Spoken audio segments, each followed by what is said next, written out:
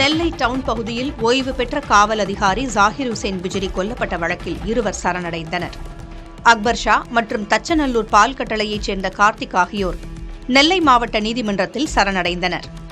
இந்நிலையில் தனது தந்தை கொடுத்த புகாரை காவல்துறையினர் விசாரிக்காததாலேயே சம்பவம் நேர்ந்ததாக ஜாகிர் உசேனின் மகள் மோஷினா தெரிவித்திருக்கிறார். எங்கள்கிட்ட எல்லாம் ஒரிஜினல் டாக்குமெண்ட் இருக்கு, நாங்க எல்லாமே இருக்குன்னு காமிச்சதுக்கு அப்புறம் எனக்கு என்ன பண்ணணும்னு தெரியல. எங்க அப்பா மேல பிசிஆர் கேஸ் போட்டான். அந்த பிசிஆர் கேஸ்லயும் எங்க அப்பா எல்லா ப்ரூஃபும் காமிச்சு எங்க அப்பா எந்த தப்பும் பண்ணுன்னு சொல்லி வெளியில வந்துட்டாரு. இப்ப எல்லா ப்ரூஃபும் எங்கள்கிட்ட இருக்குன்னு தெரிஞ்சு அவனுக்கு என்ன பண்ணணும்னு தெரியாம கடைசியில இது பண்ணிருக்கான்.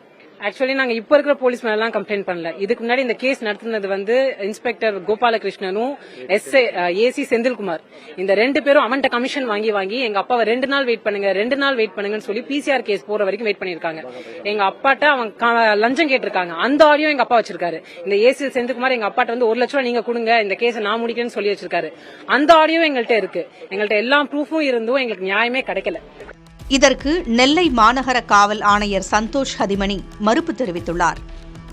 காவல்துறை அதிகாரிகள் மீது குற்றம் சுமத்துவதில் முகாந்திரம் இல்லை என்று தெரிவித்த சந்தோஷ் ஹதிமணி, ஜாகிர் உசேன் மீது உரிய ஆவணங்களின் அடிப்படையிலேயே வன்கொடுமை தடுப்புச் சட்ட வழக்கு பதியப்பட்டதாக தெரிவித்தார். முன்ஜாமீன் பெற்றதால் ஜாகிர் உசேனை கைது செய்யவில்லை என்றும் சந்தோஷ் ஹதிமணி தெரிவித்தார்.